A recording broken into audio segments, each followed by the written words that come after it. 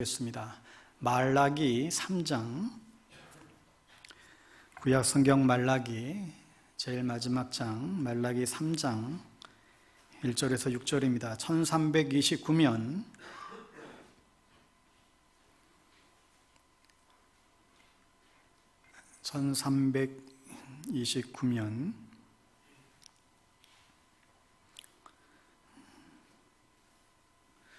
우리 찾으셨으면 자리에서 일어나셔서 하나님 말씀 교독하여 선포합니다.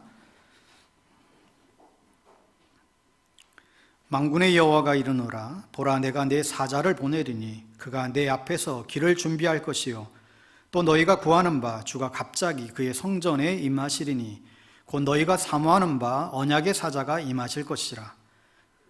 임하시는 날을 누가 능히 당하며 그가 나타나실 때에 누가 능히 서리요. 그는 금을 연단하는 자의 불과 표백하는 자의 잿물과 같을 것이라. 그가 은을 연단하여 깨끗하게 하는 자 같이 앉아서 레위 자손을 깨끗하게 하되 금은같이 그들을 연단하리니 그들이 공의로운 제물을 나 여호와께 바칠 것이라. 유다와 예루살렘의 봉헌물이 옛날과 고대와 같이 여호와께 기쁨이 되려니와. 내가 심판하러 너희에게 임할 것이라. 점치는 자에게와 간음하는 자에게와 거짓 맹세하는 자에게와 품꾼에 싸게 대하여 억울하게 하며 과부와 고아를 압제하며 나그네를 억울하게 하며 나를 경유하지 아니하는 자들에게 속히 증언하리라. 만군의 여호와가 말하였느니라. 나 여호와는 변하지 아니하나니 그러므로 야곱의 자손들아 너희가 소멸되지 아니하느니라. 아멘. 오늘은 죽은 신앙생활, 살아있는 신앙생활 제아의 말씀으로 하나님 말씀 증거하겠습니다. 여러분, 오늘 본문의 이 말씀은, 이 말라기는 구약 성경의 가장 마지막 책이지요. 언약의 사자 메신저 곧 예수 그리스도가 임할 것인데 그가 와서 우리를 연단하여 정금 같은 하나님의 사람으로 빚어가신다, 이 약속의 말씀을 주고 있습니다. 무슨 소리예요? 실수할 수 있죠. 여러분, 어떻게 보면 우리는 그 신약의 마지막 시대를 살아가는 이제 사람들입니다. 주님의 재림을 아주 결정적으로 준비하고 있는 우리들이죠. 하여 이 말라기 말씀은 오늘 이 마지막 시대를 살아가는 사람들에게 있어서 너무나 중요한 메시지들을 담아가고 있습니다. 이 당시 이스라엘 백성들은 우리식으로 말하면 하나님께 예배하고 또 찬양하고 또 봉헌하고 다 그랬는데 주님이 뭐라고 말씀하시는가 하면 못 받겠다라는 거예요. 니들의 예배를 못 받겠다. 왜요? 니들이 하는 예배가 너무 형식적이라는 것입니다. 그래서 주님이 축복 주시기 위해서 너희들 그러면 안 돼, 너희들 그렇게 예배 드려서는 안 돼, 그렇게 말씀하는데 이 이스라엘의 반응이 뭐냐 하면 흥 이러는 거예요. 흥 왜 그러세요? 이에 대한 하나님의 반응이 어때요? 아주 비난의 어조로 그들이 반응하자 하나님께서 너 그래? 내가 말라기 선지자를 통해서 주시는 내 말을 들으면 너희를 축복하고 너희 가정을 축복하고 네가 하는 일들을 축복하고 너희 후손까지 축복할 것인데 네가 알지 못하던 신기하고 비밀한 일들을 다 예배해 놓았는데 내 말을 안 들어? 그러시면서 하나님이 화가 나셔서 그들을 심판하시겠다는 것입니다.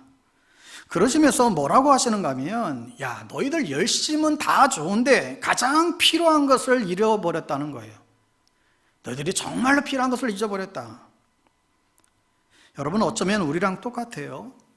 마지막 시대를 살아가는 우리들에게 있어서 정말 중요한 것이 뭐냐는 것입니다. 너희들이 필요가 아니라 정말 하나님의 필요, 하나님이 중요하게 여기는 게 뭐냐는 거예요. 하나님의 부흥을 위해서 정말로 필요한 게 뭐냐는 거예요. 우리가 쓰임받기 위해서 정말로 필요한 게 뭐냐는 거예요. 쉽게 말하면 여러분, 우리가 살아있는 예배보다는 자꾸 종교적인 것을 구하는 거예요.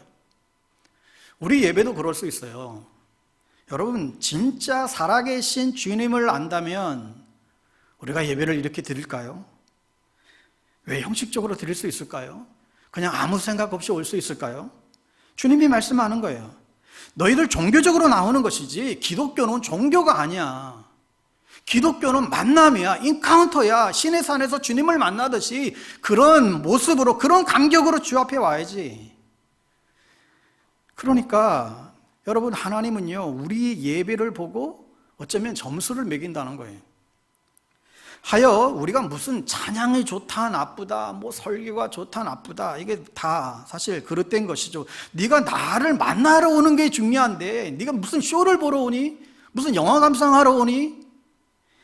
예배를 드릴 적에 감격이 있어야지. 너희들의 그 형식적인 예배를 못 받겠다 말씀하는 것입니다. 결국은요, 예배의 행위가 아니라 예배자가 누구냐 하는 것입니다. 여러분, 그 당시에 말라기 시대에도 대단한 사람들이 많았을 것입니다. 성경을 해석하는 사람, 성경을 선포하고 읽는 사람, 또 성전에서 제물을 잡아 각을 뜨고 정결한 예물을 준비하는 사람, 또 봉사하는 사람들, 찬양대 다 있을 거예요. 그런데 그게 중요하지 않다라는 거예요. 내가 지금 누구냐라는 거예요. 너가 지금 진짜 나에게 지금 오십하고 있느냐는 거예요. 너의 삶이 지금 어떠냐는 거예요. 그러니까 여러분, 우리의 예배가 진짜가 되기 위해서는요, 이미 어제부터 예배자가 되어 있어야 돼요. 아니, 지난 일주일 동안 우리가 예배자로 준비되어 있어야 되는 것이죠. 아무런 준비하지 않고 주일에 한번 딱 와가지고 우리가 성공적인 예배를 드린다? 사실 합당하지 않습니다. 그러니까 평소에 하나님의 은혜가 임해야 우리가 이 워십이 가능한 것이지, 누가 무슨 설교를 잘해서, 누가 찬양 인도를 잘해서, 결코 그렇지 않습니다. 어떤 여자분이 운전을 하다가 차가 멈췄어요.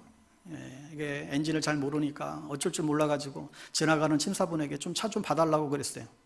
이분이 그냥 차를 둘러보다가, 아주머니, 이 차가 안 움직이는 건 가스가 없잖아요. 여러분, 결국은 우리의 인생이 답답하고 인생이 안 풀리고 영적 부흥이 생각보다 잘 일어나지 않고, 그것은 다른 이유가 아니라 가스가 없다는 거예요. 우리 안에 이 가스가 없다. 이걸 가지고 무슨 시스템을 바꾸고 무슨 조직을 새롭게 하고 우리가 뭐 부흥을 위해서 우리가 힘써 막 용쓰고, 그게 아니라 하나님 마음에 들어야 하는 것이죠. 부흥은 니들이 원해서 되는 게 아니야. 니들이 계획하고 된다라고 한다면 벌써 부흥 안 될 때가 어디 있겠냐. 똑똑한 사람들이 한두 명이야? 박사학위 받은 사람이 한두 번이니까?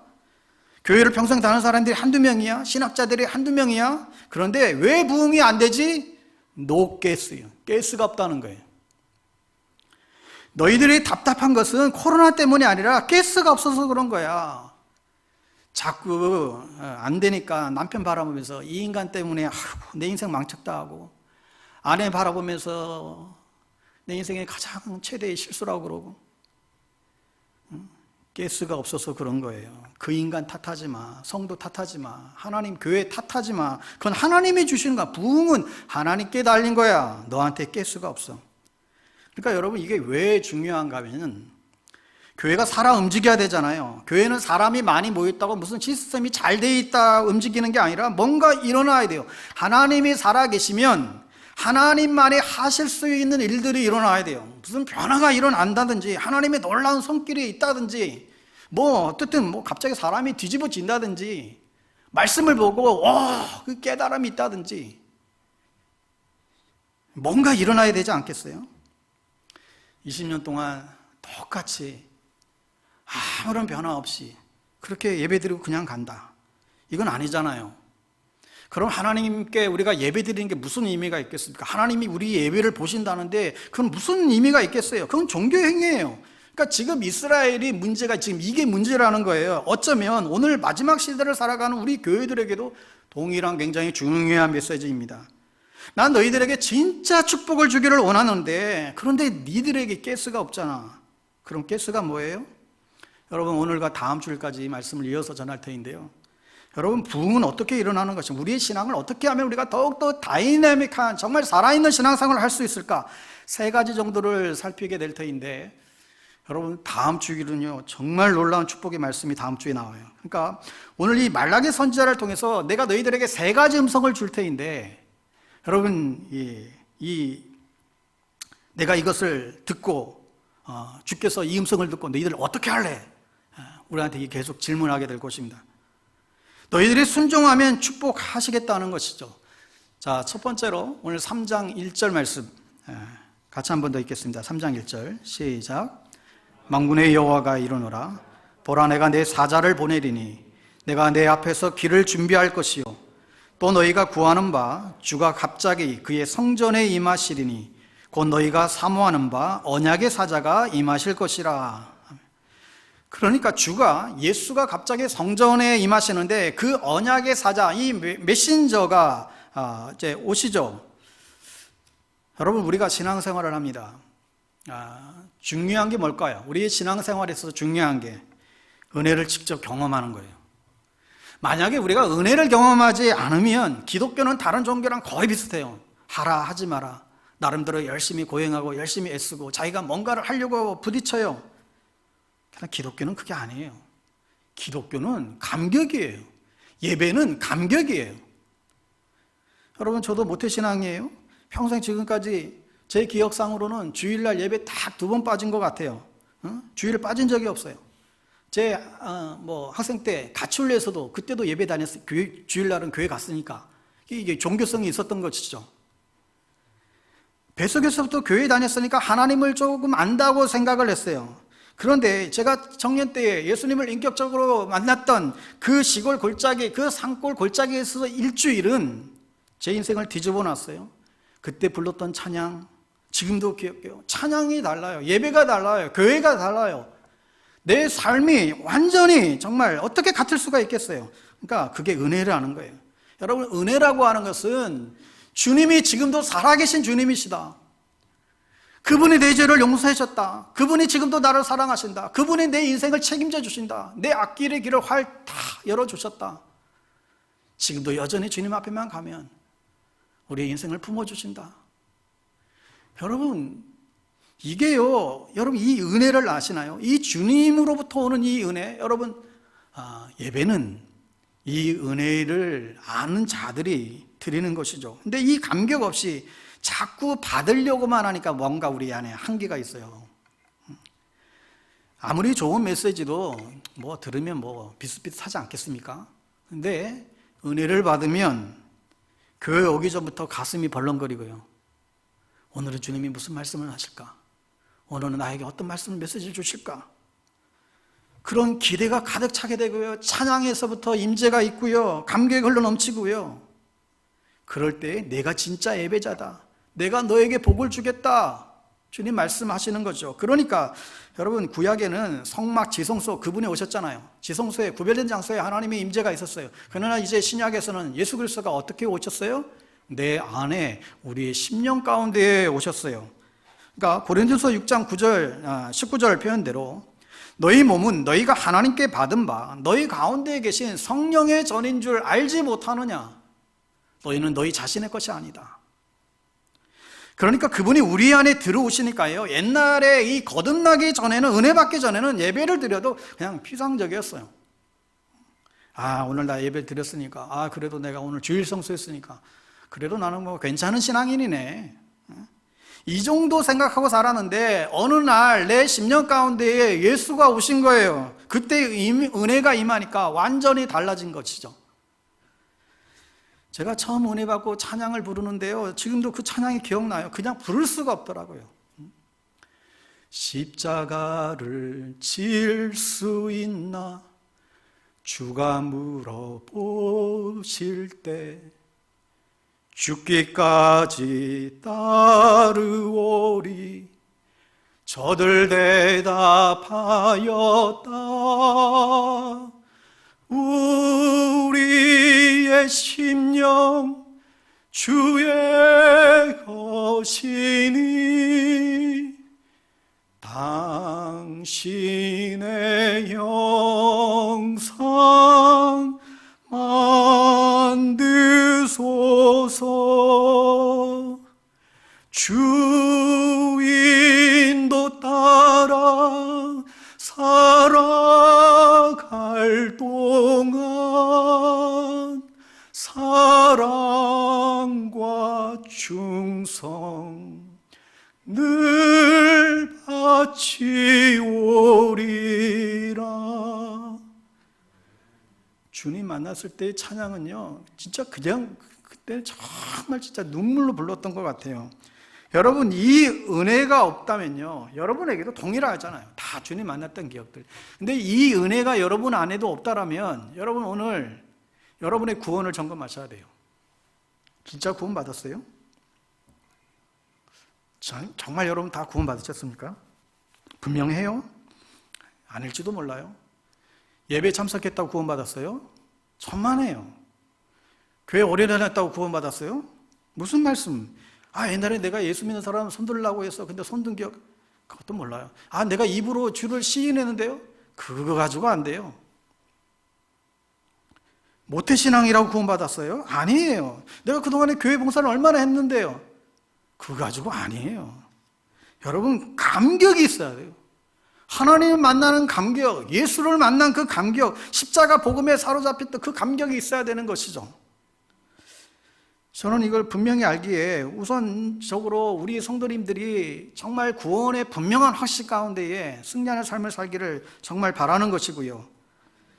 제가 만나는 모든 사람들마다 기회가 되는 대로 이거 꼭 확인하는 거예요. 아무래도 제가 외부로 많이 이렇게 밖에 나가서 여러 사람들을 만나게 되는데, 제가 목사라고 하면 저도 교회 다니는데 자기도 크리스찬이래. 그러시냐고. 그러면서 덧붙이기를 우리 아버님이요 안수 집사님이고요, 우리 엄마는 권사님이세요. 그런 얘기들을 해요. 그러면 제가 물어요. 그래서요 선생님은 거듭나셨어요? 저 교회 다니에요. 저 집사예요. 아니, 예수님을 분명히 만나셨어요? 몇 가지 질문 던져보면 그냥 단지 처치맨인지 썬데이 크리스찬인지 정말 거듭난 그리스도인인지 금방 다 드러나요. 그래서 때로는 정중하게 말해요. 제가 당신에게 이 상태이면 지옥 간다고 말해도 절대 시험 들지 마세요. 천국 갈 줄 알았는데 지옥 가는 것보다 제 말을 듣고 시험 들어서 천국 가는 게 훨씬 좋습니다. 그렇죠? 그렇잖아요. 차라리 정말 주님이 안 계시고 지옥이 없으면 모를까. 에레미야 31장 말씀해 보면 새 언약에 대해서 소개하는데, 새 언약이 뭐냐면 이스라엘 백성과 하나님과 사이에 언약 관계를 맺었어요. 결혼했어요. 그런데 백성들이 하나님의 그 언약을 깨트려 버렸어요. 근데 하나님께서 이 백성을 다시금 사랑하셔서 다시 오셔서 마지막 시대에 신약이 와서 예수를 통해서 새 언약을 준비했다는 것이죠. 그 새 언약이 뭐예요? 우리는 절대로 우리의 죄를 용서받을 수 없는 그런 존재들인데, 근데 새로운 언약의 사자로 예수 그리스도가 오셔서 우리가 그 예수에게 믿음으로 고백하고 죄를 고백하고 회개하면 그때 주님이 우리 안에 들어오셔서 우리의 악행을 사하고 그 죄를 기억하지 아니하겠다. 이게 새로운 언약이에요. 여러분, 이 은혜를 아시나요? 여러분, 그래서요, 저나 여러분이나 거듭난 사람들은 모두 이 죄 용서의 그 은혜를 받았잖아요. 그래서 이 죄책감 때문에 다시는 시달리지 말라는 것이죠. 여기에 대한 확신이 없으면 우리는 계속해서 죄책감 때문에 계속 씨름하게 됩니다. 힘들어져요. 아마도 이 심리학자들은 상담하면서 죄책감에 대해서 다룰 거예요. 심리학자들은. 세상 학문이 어떻게 죄에 대해서는 다룰 수가 없잖아요. 아담으로부터 내려왔던 그 죄의 파워는 여러분이 몰라서 그렇죠. 여러분, 제가 그래도 목사이고 여러분들도 멋있는 분들이지만 여러분 안에는요, 죄송하지만 여러분 안에는 장난이 아닐 거예요. 여러분의 속 내면은. 여러분의 내면을 보면 온갖 쓰레기로 가득할 것입니다. 여러분이 이제 모를 뿐이죠. 예수 믿기 전의 상태, 그 태도 여전히 아직도 그래도 있어요. 그런데 우리가 죄가 없다고요? 그걸 모르시는 말씀이죠. 우리가 죄를 지을 때마다 우리가 매번 예수의 보혈을 의지해서 그 예수의 보혈로 인해서 우리의 죄가 사함 받았으니까 오늘도 부끄러운 종이 강단에서 이 말씀을 전하는 것이고 여러분들도 하나님 앞에 찬양할 수 있는 것이죠. 근데 용서는 받았지만 생명은 있지만 하나님 보시기에 수많은 죄악들이 여전히 우리 안에 드실거리기 있다는 사실입니다. 우리가 교회 오지만 때로는 위선의 가면을 쓰고 그냥 깨끗한 척 우리는 지금 다 그렇게 앉아 있잖아요. 여러분, 그러니까 이게 감격인 거예요. 이런 죄에도 불구하고, 이런 죄악에도 불구하고 우리를 품어주시는 이 복음의 은혜가 사실 감격인 거죠. 나 같은 죄를 살리신 주 은혜 놀라. 이 곡을 쓴 노예 상인이었던 이 존 뉴턴이 예수 믿고 회개하고 부른 찬양, 이 곡이잖아요. 그러니까 여러분, 예수를 안 믿는 사람들도 복음이 필요하지만 예수 믿는 우리 사람들에게도 복음이 계속 필요한 것입니다. 신앙생활을 오래 하셨던 분들, 성경을 많이 하시는 분들, 기도 나름대로 하시는 분들, 봉사 열심히 하시는 분들이 진짜 복음이 필요할지 몰라요. 왜요? 감격을 잃어버렸어요. 여러분, 감격이 있으면 그냥 예수 찬양만 부르면서도 임재가 있잖아요. 가슴이 벌렁거려요. 주일날 설교 들으면서 여러분 가슴이 뛰어야 되는 거 아니에요? 그런데 오늘 본문 딱 보니까 오늘 설교 뻔하겠네. 오늘 제목 보니까 오늘 분위기 보니까 오늘 목사님 설교 길어질 것 같은데 배고픈데.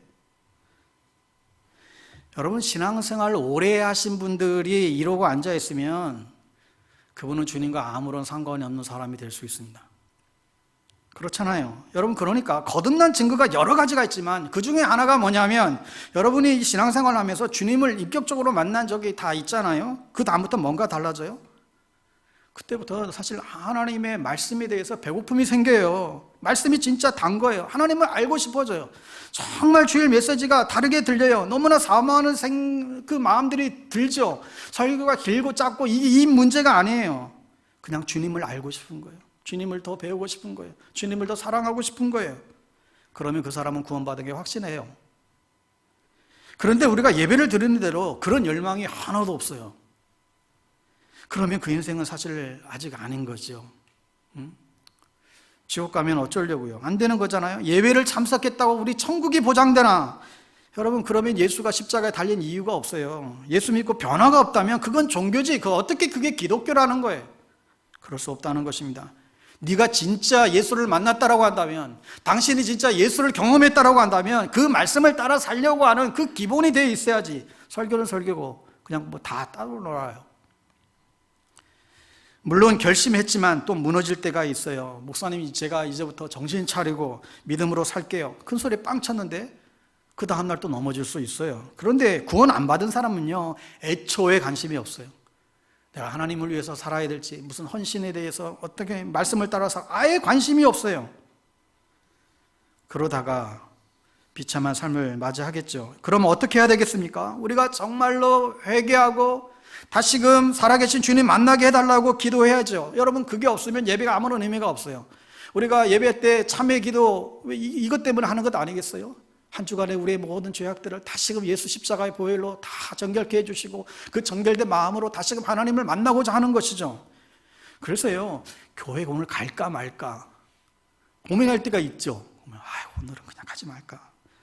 저도 어떤 때는 교회 가기 싫더라고요. 오늘은 좀 쉴까? 응? 더구나 주일 날씨가 너무나 좋아가지고 산에서 오라네 그럴 때가 있죠. 그런데 생각해 보세요. 구원받은 사람이 교회 가기를 싫다? 오랫동안 교회를 안 다닌다? 그건 사실 이해가 안 돼요. 이해될 수가 없어요. 아니, 그분이 내 안에 와 계시는데, 그분이 나에게 생명을 주고 예수의 보혈을 인정하는 사람이 아니 교회를 안 다녀도 된다? 급한 일 생기면 그냥 빠지고 그냥 우선순위에서 매번 밀린다? 어쩌다가 불가피하게 빠질 수도 있죠. 그런데 그러한 어떠한 영적인 자각이 전혀 없이 그냥 가면 가고 안 가면 말고 이런다면 심각한 병이 든 것입니다. 그리고 예배를 드리는데 사실 아무런 감동이 없다. 둘 중에 하나입니다. 목사가 회개하든지 여러분이 회개하든지. 여러분 입장을 바꿔 생각해 보세요. 찬양만 해도 은혜가 있는데 정말 두 눈을 감고 주님의 이름, 주님만 불러도 임재가 느끼는데, 그런데 수만의 너무나 많은 사람들이 헛된 예배는 드리지만 헛된 예배, 형식적으로 그냥 습관 따라 예배 드리고 그냥 다 나가는 거예요. 예전에 내 친구 목사님이 초대교회 부목사로 있었을 텐데, 강남에 제일 큰 교회였는데 그 교회 옆에 사무실 빌딩에서 하루를 내려다보는데 예배 끝나고 사람들이 구름대같이 몰려들었다가 싹 빠지고, 근데 그 모습을 보면서 순간적으로 이런 자기만의 환상이 보이더래. 마치 좀비와 같더래. 좀비들이 칙칙칙칙칙 수없이 그냥 몰려들었다가 칙칙칙칙 빠져나가요. 교회에 사람 많이 모인다고, 성도 많이 모인다고 그들의 생명을, 그들의 구원을 보장해 주는 것이 결코 아니죠. 많은 사람이 착각해요. 교회가 크면 자기 믿음이 큰 줄 알아. 그 같은 착각이 어디 있어요? 응?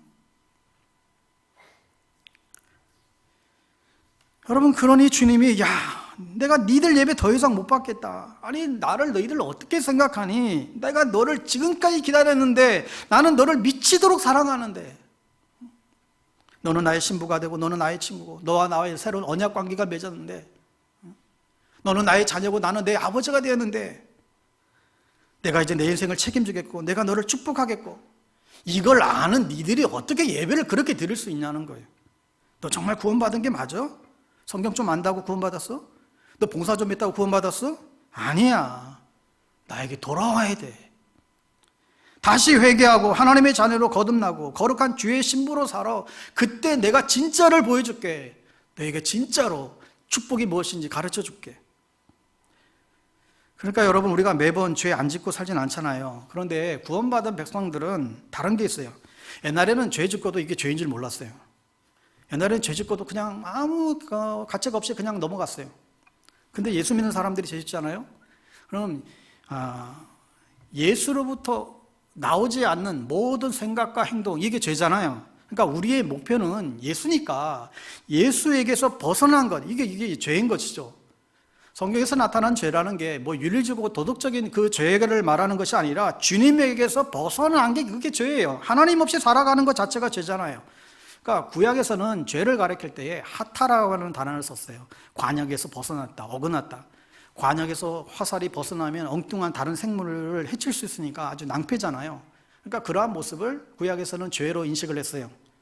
그러니까 우리가 예수라는 관역에서 벗어난 게 죄라는 의미예요. 신앙은 결국 우리의 관심과 우리의 삶의 화살이 저 푸른 하늘을 뚫고 하나님의 표적을 바로 맞추는 것, 이게 신앙생활인 것이죠.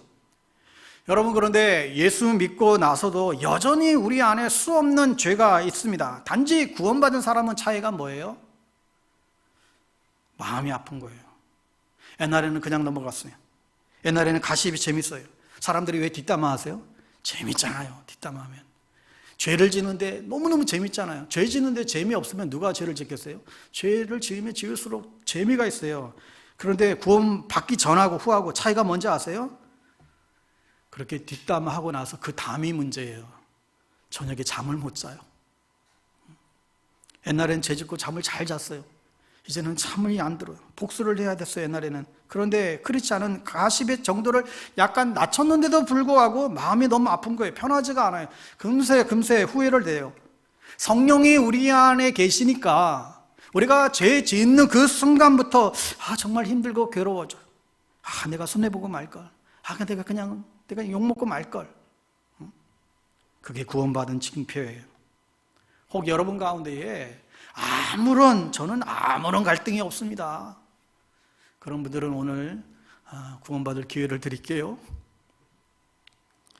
저는 목사님 설교가 뭔 말인지 모르겠습니다. 그분들은 구원받아야 될 사람들입니다. 신학생이라고 구원받은 줄 아세요? 신학생 중에도 구원받지 못하는 사람들 많아요. 장로님, 권사님, 집사님 중에도 구원받지 못한 사람 많고요. 또 목사를 빼뜨리면 시험 드니까 목사님들 중에도 구원받지 못하는 사람들도 많아요. 그건 직분이, 타이틀이 우리를 구원해 주는 게 아니에요. 내 안에 있는 하나님을 보여줄 수 있어야 되죠. 예배를 드린다고 다 구원받아요? 주님 만난 사람이 어떻게 그렇게 예배 드려요? 알고 있다고 구원받았어요? 주님께 헌신할 생각이 전혀 없으세요? 진짜 구원받은 건 맞아요?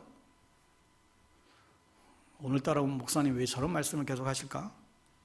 성경이 그렇게 돼 있다는 거예요. 저는 아주 부드러운 사람입니다.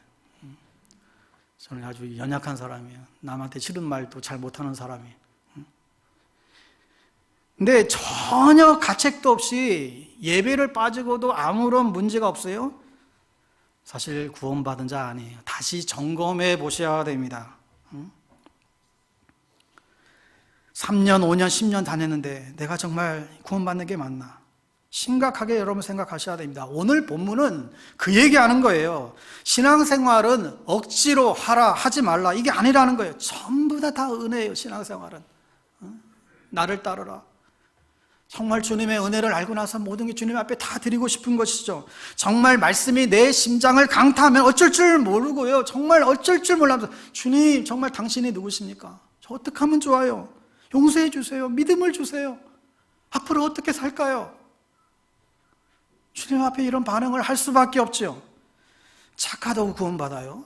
착한 사람들일수록 자기 의의가 있어서 참 구원받기 더 힘든 것 같아요. 착하다고 구원받으면 예수님이 굳이 왜 십자가에 그렇게 달려 돌아가셨겠어요? 그러니까 여러분 분명히 이해하셔야 됩니다. 예수를 영접하고 주의 은혜가 임하면 그냥 형식적으로 찬양을 드리고 예배를 드릴 수가 없어요. 진짜 주님과의 친밀한 관계가 형성이 되죠. 주님의 터치가 일어나요. 그러니까 봉사도 은혜로 하는 것이지, 그게 아니면요 다 자기 자랑이에요. 억지로 하면 뒤에서 얼마나 불평불만을 다 하는지 하지 말아야 돼. 그거는 봉사도 은혜의 힘으로 하지 않으면 시험 드는 일들이 계속 생겨요. 그러니까 은혜가 없이는 아무것도 못합니다. 계속 우리는 그래서 은혜를 구해야만 합니다. 여러분 오해하지 마세요. 코로나 이 사태를 빌미로 해서 이참에 교회 안 가기 시작했으니까 자연스럽게 교회를 이참에 끊자. 교회 오기 참 싫다. 그냥 집안에서 편안하게 그냥 예배나들이 이불 속에서 예배드리고, 교회 가기 참 귀찮다. 여러분 그러면 심각한 영적인 병에 여러분 걸렸든지 그 안에 예수의 생명이 없든지 둘 중에 하나예요. 자, 두 번째는요, 2절 같이 읽습니다. 2절 시작. 그가 임하시는 날을 누가 능히 당하며 그가 나타나실 때에 누가 능히 서리요. 그가 금을 연단하는 자의 불과 표백하는 자의 잿물과 같을 것이라. 3절에도 그가 은을 연단하여 깨끗하게 하는 자 같다. 이게 뭐냐면 주님이 다시 임재하실 때에 당한다는 거예요. 여러분 우리가 예수를 믿고 나서 많은 변화와 축복들이 있었습니다. 여러분 그런데 하나님은 우리를 향한 더 중요한 목적을 가지고 계세요. 우리를 향한 하나님의 또 다른 계획이, 놀라운 계획을 이루기를 원하시는 것이죠. 그래서 여러분들이 잘 나가다가 어떤 때는 돈을 못 벌게 하세요. 여러분들에게 때로는 어려움을 주세요. 아주 힘든 위험이 찾아와요. 저도 처음에는 참 이게 잘 이해가 안 됐어요. 아니 예수 믿고 이제 묶였던 죄의 사슬이 다 풀리고 이제 축복의 길이 확 펼쳐질 줄 알았는데 어려움이 오는 거예요. 하나님 왜 내 인생 이렇게 아프게 하시나? 왜 그럴까요? 하나님은 여러분들이 돈 버는 데 관심이 없어요. 여러분이 성공하는 데 사실 관심이 없어요. 하나님은 여러분들이 예수처럼 변하는 데에 지극히 관심을 두고 있지, 여러분들이 돈 버는 데는 사실 주님의 관심 밖이에요. 그러니까 여러분이 예수님처럼 변화되는 일에 관심을 두지 않으면 오히려 돈이 여러분을 힘들게 하고요, 여러분의 성공이 여러분을 힘들게 할 거예요. 그러니까 분명한 것은 여러분이 성공하고 좋은 차 타고 다니고 몸 건강하고, 근데 이런 사람들보다요 오히려 건강하지 못한 병약한 사람들이 정말 하나님의 위대한 종들이 많이 나와요. 사도 바울이 그렇고 칼빈은 걸어다니는 병원이었어요. 별명이 걸어다니는 병원. 요즘 우리 주성이가 그래요. 주성이가 이리저리 난 왜 이렇게 아픈 데가 많냐고. 그래서 아무래도 하나님들 크게 쓰시려나 보다. 여러분 은혜는 진짜 어쩌면 병약해가지고 주님을 의지할 수밖에 없는 사람 중에서 진짜로 훌륭한 주의 종이 나오고요, 훌륭한 성도들이 정말 어둠 속에 빛처럼 나타나는지 모르시죠. 그런데 우리가 오해하는 거예요. 우리가 오해해서요 환경을 탓하고요, 사람을 탓하고요, 나중에 하나님까지 탓해요. 하나님, 내가 얼마나 열심히 예배를 드렸는데, 내가 얼마나 열심히 봉사했는데 왜 날 이렇게 하세요? 아니에요. 하나님은 오히려 거기에 관심이 있어요. 그렇지 않으면 우리는 안 변해요. 우리 주변에 보면 아주 늦게 믿었는데 아주 위대한 신앙생활을 하는 사람들이 있습니다. 그 사람들이 성경 공부를 많이 해서 그럴까요? 봉사를 많이 해서 그럴까요? 아니에요. 죽을 정도로 고생을 많이 하신 분들이에요. 주님께 매달린 사람들이에요. 이건 무슨 성경 공부해서 될 문제가 아니에요. 그럼 어떻게 변해요? 이게 망치로 두들려 맞은 거예요. 여러분, 우리가 간혹 그런 표현하잖아요. 주님께 맞기 전에 돌아오라고. 응? 근데 생각해보면 사실 맞아야 돌아와요. 맞아야 돌아와요. 응? 고난이 오고 메마른 광야 인생의 골짜기를 그렇게 지날 때에 우리를 푸른 초장으로 인도하시는 하나님을 그때 비로소 경험하는 것이죠. 내가 예배 잘 드렸다고, 헌금 많이 했다고, 봉사 많이 했다고, 중보기도 많이 한다고 되는 게 아니에요. 중보기도자들끼리 싸우는 거 보셨나요? 제가 예전 교회 있을 때요, 중보기도실 담당하면서 중보기도실 쫙 있어요. 칸칸마다. 근데 이 기도자끼리 서로 싸우는 거예요. 왜 그런가 했더니 이 추우니까 중보기도실마다 그 난방이 다 들어가 있는데 이게 아주 잘 되는 데가 있고 안 되는 데가 있는 거예요. 아주 잘 되는 그 방 차지한다고 자기가 찜했다고 서로 싸우고 있네요. 은사자들끼리 서로 싸우고 있네요. 권사님들끼리 미용실에서 멱살 잡고 싸우는 거 보셨나요? 와우. 사역자들이 멱살 잡고 싸우는 거 보셨어요? 교육자실에서 목사들이 멱살 잡고 싸워요. 저 다 봤어요. 그러니까 이제 안 속아요.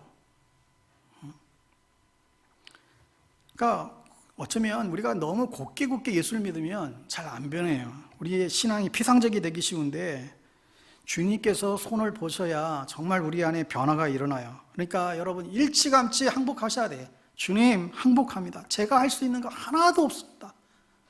정말 주님께 다 맡깁니다. 일찌감치 항복하셔야 돼요.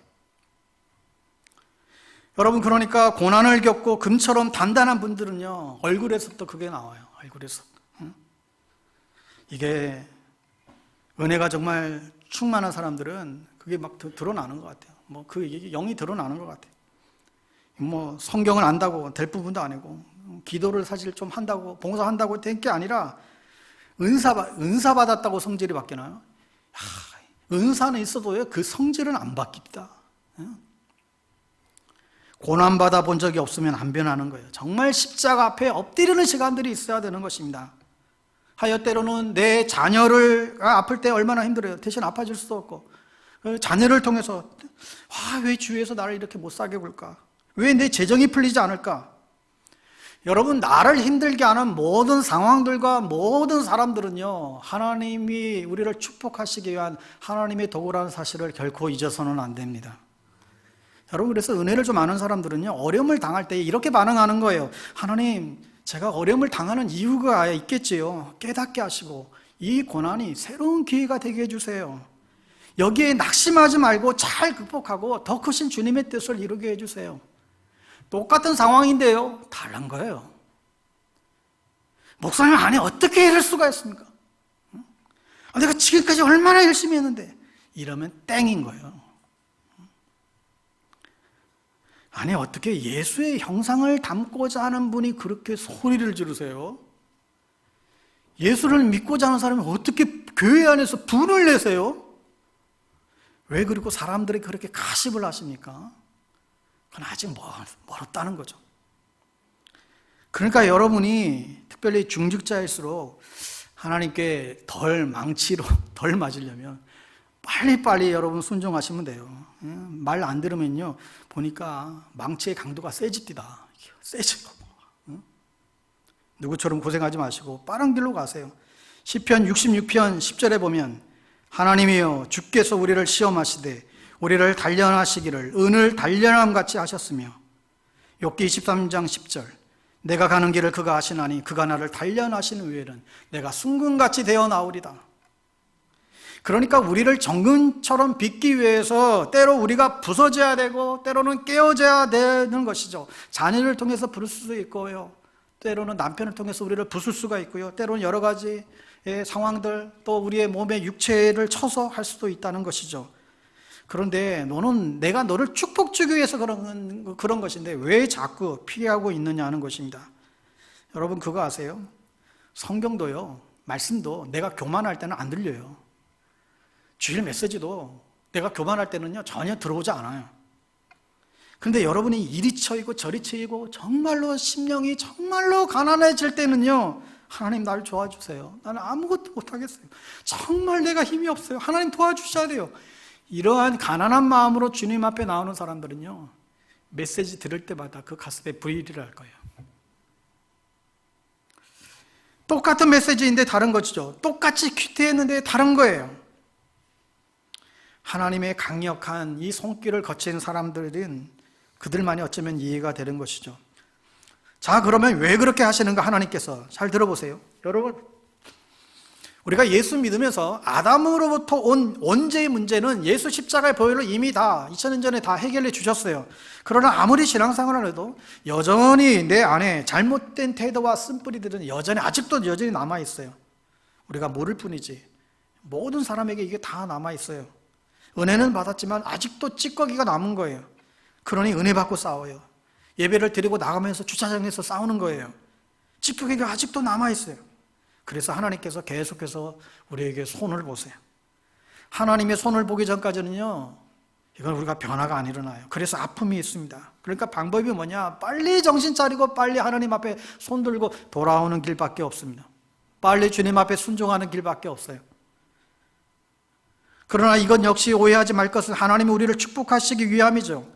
그래서 이것을 거친 사람들은요, 정말 달라요. 자기가 오해받았다고 절대 큰 소리 치지 않아요. 그냥 가만히 있어요. 왜요? 주님이 그렇게 다루셨기 때문에. 자기가 억울해도요, 그냥 가만히 있다니까요. 저에게도 말도 안 되는 오해를 해서 굉장히 이제 가십거리를 괜히 있지도 않은 말을 막 퍼뜨렸던 그런 적이 있었어요. 생각해서 쫓아가서 내가 언제 그런 말 했냐고 당장 막 따지고 싶었지만 이제는 그 정도는 이제 인내할 수 있는 이제 내공이 생겼죠.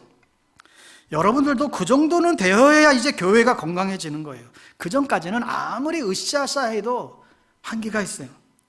그래야 너에게 가스를 준다는 거예요. 그래야 너희가 이 상황, 이 믿음까지 와야 내가 너희들에게 정말로 축복을 주겠다 하시는 것이죠. 내가 너희가 하나님의 이 불을 줄 수 있다는 거예요. 그때서야 너를 통해서 목사님, 장로님, 권사님, 집사님, 당신을 보니까 당신을 통해서 내가 하나님이 살아계신 것을 알겠군요. 그렇게 될 수가 있어요. 예수님을 닮아가는 사람들은 성질내지 않습니다.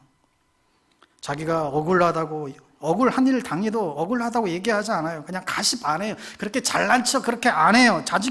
자기 자존심 내세우는 사람은요, 아직도 먼 거예요. 여러분, 우리 주님도 자존심이 없어서 그 십자가 고난당했어요. 그 주님도 그 자존심 다 내려놨는데 우리가 무슨 자존심 내세우겠어요? 담임 목사가 무슨 억울한 일 생겼다고 막 억울하다고 성도들을 붙잡고 얘기하면 되겠습니까?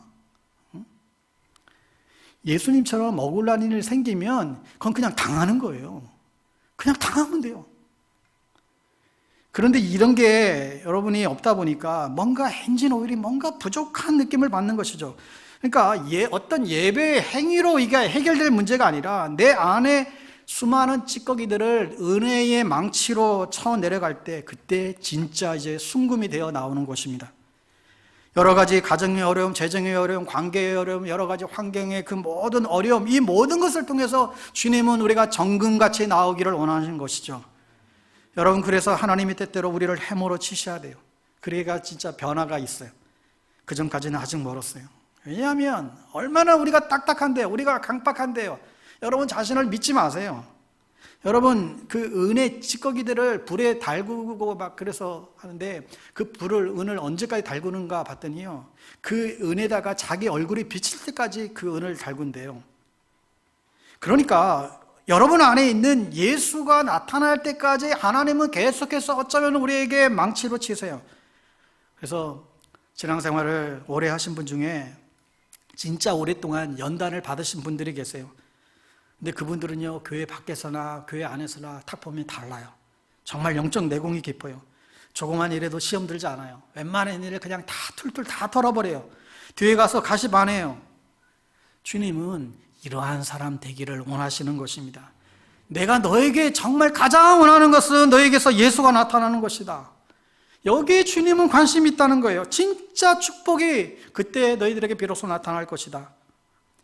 이걸 경험한 사람들은요, 정말 끄떡없어요. 고난이 와도 할렐루야, 누가 건드려도 할렐루야, 하나님을 찬양하는 백성으로 나아가게 되는 것입니다. 그 기대와 그 충격, 감동, 내가 이때부터 너희에게 부흥을 주리라, 이 약속의 축복이 여러분 모두에게 임하게 되기를 주의 이름으로 축원합니다.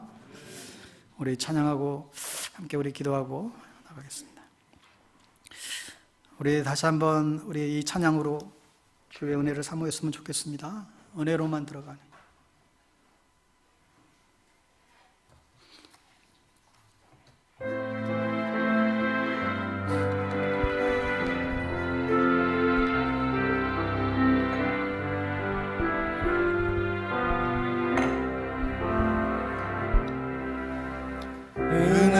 은혜로만 들어가네 은혜로만 선다네 은혜 노력이 아니 어린 양의 보혈로 그분의 임재 가운데 오라 하시네 우리를 부르신 그곳 은혜로 들어가네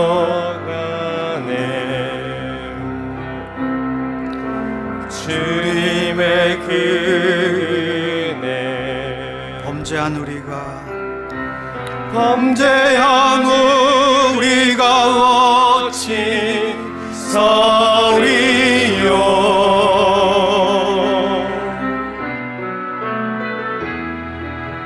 어린 양의 보혈이 깨끗게 하시네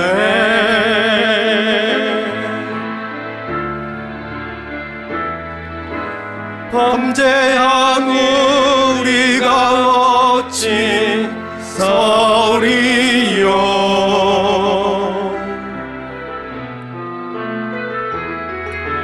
어린 양의 보혈이 깨끗게 하시네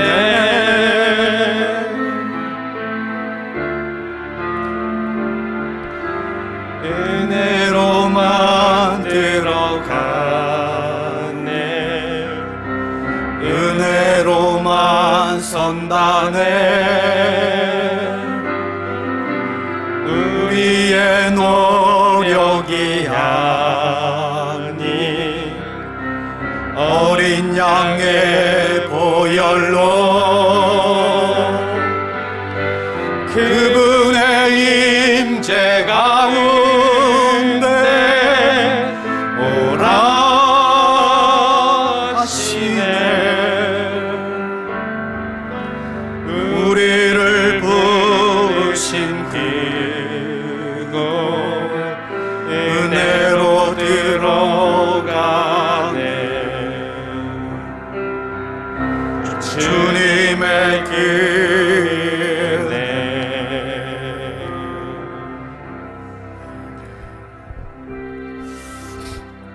사랑하는 여러분, 우리가 이 마지막 시대를 살아가면서 정말로 우리에게 절대적으로 필요한 것은 하나님을 만나는 데 있습니다. 여러분의 신앙생활에 혹 죽어있지 않습니까?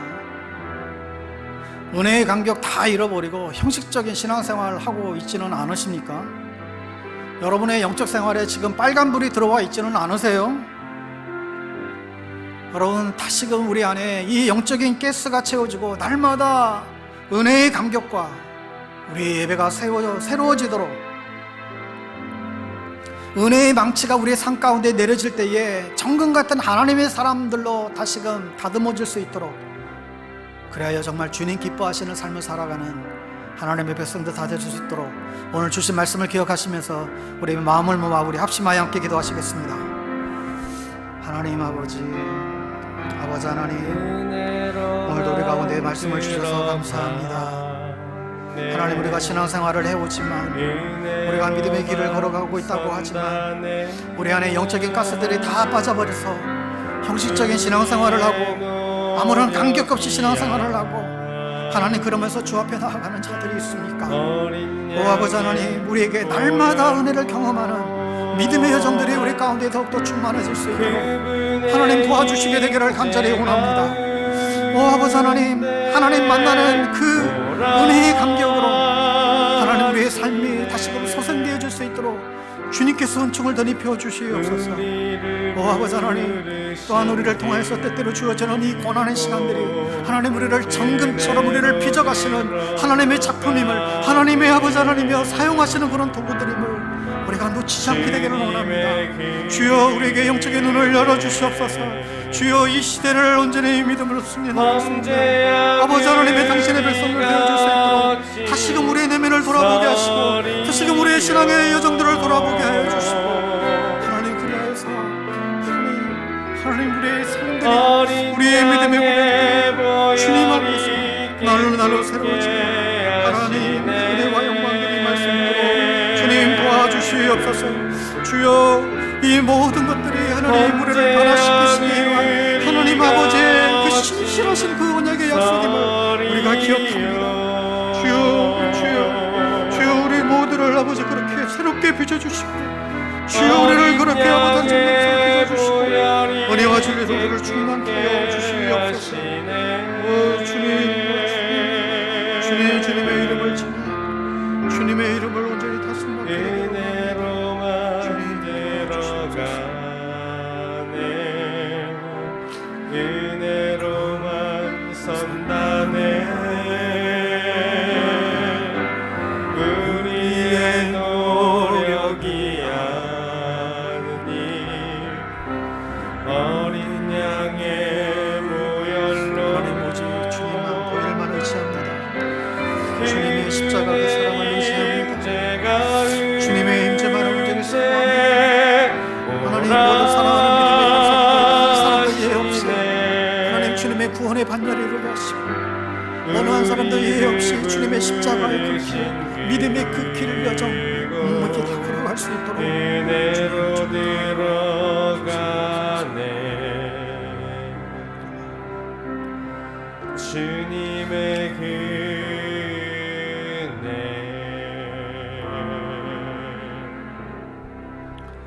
자비로우신 주님, 오늘도 말씀을 통하여 우리를 만나주셔서 감사합니다. 주의 은혜가 메마르지 않게 하시고 날마다 기막힌 은혜의 감격이 우리의 삶 속에서 유동치게 하여 주시옵소서. 형식적이고 종교적인 영적으로 죽은 신앙생활이 아니라 날마다 예수를 만나는 주님과의 살아있는 신앙생활을 하게 하시고 날마다 죄와 씨름하며 주님께로 돌이키는 그런 회개의 심령들로 우리를 일으켜 주시옵소서. 고난의 시간을 통하여 우리를 정금처럼 다듬어 가시는 주님의 은혜의 망치질이 우리를 놀라운 변화로 우리를 일으켜 주시고 주의 영광을 드러내는 삶 살아가게 하여 주시옵소서. 지금은 성부, 성자, 성령 삼위 하나님의 역사가 죽은 신앙이 아니라 언제나 살아있는 신앙으로 힘차게 살아갈 것을 다짐하는 머리 숙인 주의 백성들 머리 위에와 몸된 교회와 이 나라와 이 민족과 저 북녘 땅 위에 지금부터 영원토록 함께 하옵시기를 간절히 축원하옵나이다. 아멘.